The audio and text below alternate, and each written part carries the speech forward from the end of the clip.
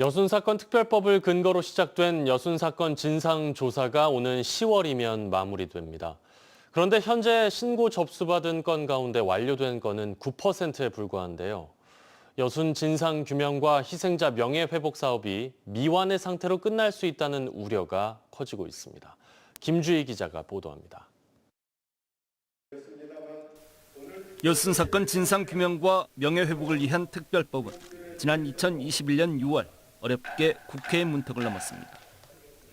법안은 국회 제적인원 231명 가운데 225명, 전체 97.4%의 압도적인 찬성으로 가결됐습니다.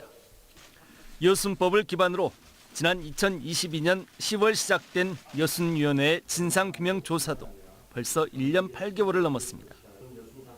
현재 여순 사건 피해 신고 접수는 모두 7,540여 건이 넘습니다. 하지만 아직 진실 규명은 단 한 건도 없고 희생자 결정은 700여 건에 불과합니다. 심사 결정 처리 완료 현황 9%에 그치고 있는 겁니다. 기본소득당의 용해인 국회의원이 행안부와 여순 사건 지원단에 대한 업무 보고를 강하게 요청하고 있는 배경입니다. 국가가 70년이 넘는 세월 동안 진상규명을 염원해온 유족분들의 한을 풀어드려야 하고 국회가 철저한 관리 감독으로 제대로 된 과거사 청산을 이뤄내는 역할을 해야 된다고 생각합니다. 이 사안에 좀 관심을 가져주시기를 동료 의원님들께 요청드리고 업무 보고가 성사될 수 있도록 힘써주시기를 정중히 호소드립니다. 오는 10월이면 여순사건법에 따라 진상조사 기간은 모두 종료됩니다. 여순위원회 진상보고서 작성기획단은 내년 4월 5일까지 진상조사 보고서의 작성을 모두 마쳐야 합니다. 위원 임기도 내년 10월 5일이면 만료됩니다.